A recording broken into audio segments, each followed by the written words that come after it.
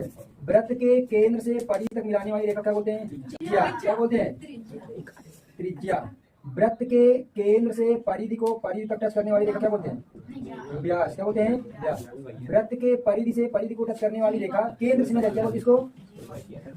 जीवा। अगर वृत्त के एक त्रिज्या और दूसरी त्रिज्या वृत्त के परिधि को टच करे तो जो कटा हुआ भाग को क्या बोलते हैं? त्रिज्या। तो बड़े वाले को क्या बोलते हैं? दीर्घ त्रिज्यखंड। और छोटे वाले क्या बोलते हैं? लघु त्रिज्यखंड। तो वृत्त क्या होता है? वृत्त का क्षेत्रफल बराबर फार्मूला क्या होता है? पाई आर स्क्वायर। और वृत्त की परिधि बराबर है मूला खंड का क्षेत्रफल थीटा अपान में 360 पाई आर स्क्वायर। अगर कभी दीर्घ त्रिज्य खंड का क्षेत्रफल पूछ ले, दीर्घ त्रिज्य खंड का क्षेत्रफल पूछ ले तो सिंपल सा पूरा वृत्त दिख रहा है ना, वृत्त का क्षेत्रफल से इसको क्या कर देंगे? घटा देंगे। तो दीर्घ त्रिज्य खंड के लिए क्या करेंगे? वृत्त का क्षेत्रफल का फार्मूला क्या होता है? पाई आर स्क्वायर। और छोटे मतलब लघु त्रिज्य खंड का फार्मूला क्या होता है? थीटा अपान में 360 पाई आर स्क्वायर। ये हो गया। हमेशा अगर वृत्त के परिधि पर और त्रिज्या से दो रेखाएं खींची जाए तो जो कटा हुआ भाग होगा उसे क्या बोलेंगे? त्रिज्य खंड। अगर इसको यहाँ से मिला दे ऐसे, ये क्या बन गया? त्रिभुज। क्या बन गए? त्रिभुज। इस वृत्त का जो कटा हुआ भाग आधा अधूरा, जैसे ये हमने वृत्त का कटा हुआ भाग क्या है? तो इसे क्या बोलेंगे? वृत्त खंड। क्या बोलेंगे? वृत्त खंड। जब छोटा होगा तो क्या बता देंगे?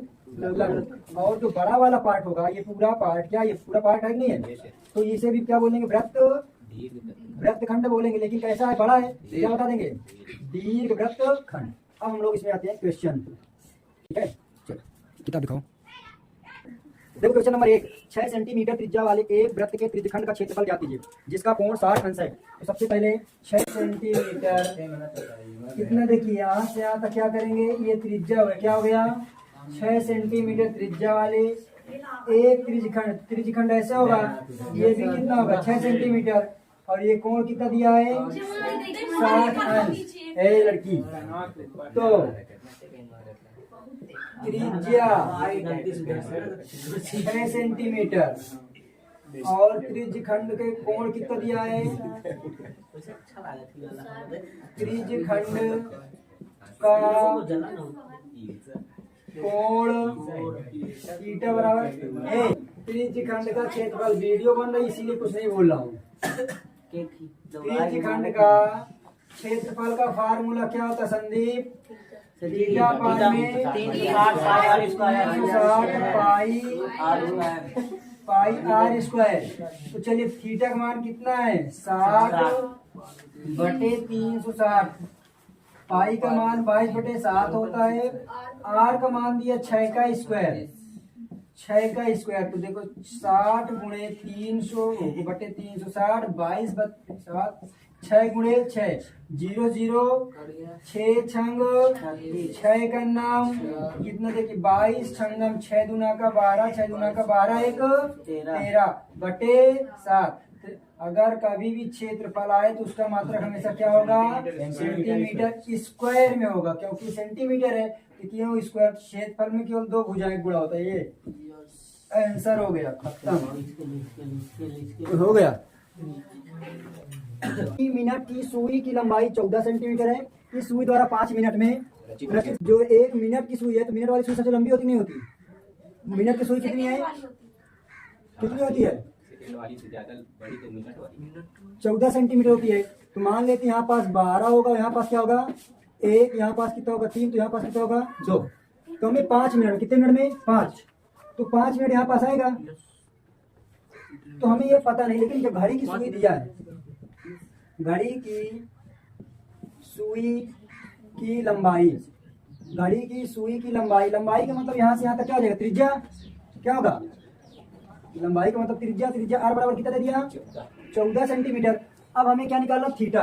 तो थीटा देखिए, एक घड़ी में मिनट की सुई द्वारा एक पूरा चक्कर लगाने में कितना कोण आता है? 360।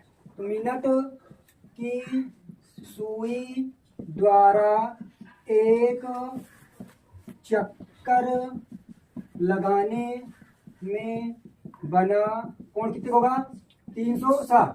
तो हमें क्या निकालना है 5 मिनट में बना कोण। देखिए 5 मिनट बना कोण, तो जब ये पूरा कितने अंश का हो कितने डिग्री कोण बनाएगा 360।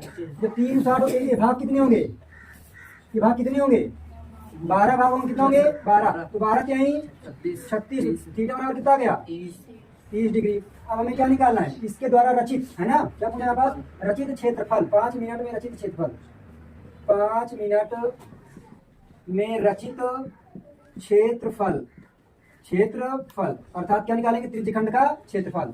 फार्मूला क्या होगा थीटा पान में 360 पाई आर स्क्वायर। थीटा मान कितना दिया है कितना निकाला हमने 30। कोण कितना दिया थीटा बटे 360, पाई का मान 22/7, आर का मान कितना है 14 का स्क्वायर। हल कर लेंगे 30/360 22/7 गुणे 14 गुणे 14 0 0 कट गया। 3 का नाम 3 गुना का 6, 7 का नाम 7 गुना का 14, 2 का नाम 2, 2 6 12, फिर देखो 2 त्याई 6, 2 गुना का 14, ठीक है 2 सत्ते 14, 2 त्याई 6। तो कितना हो गया हमारे पास यहाँ पास ऊपर कितना बचा 22 गुणे 7 बटे नीचे क्या है 3, 22 सत्ते 154, 7 गुना का 14, 7 14 15/3, मतलब क्या सेंटीमीटर स्क्वायर हो गया।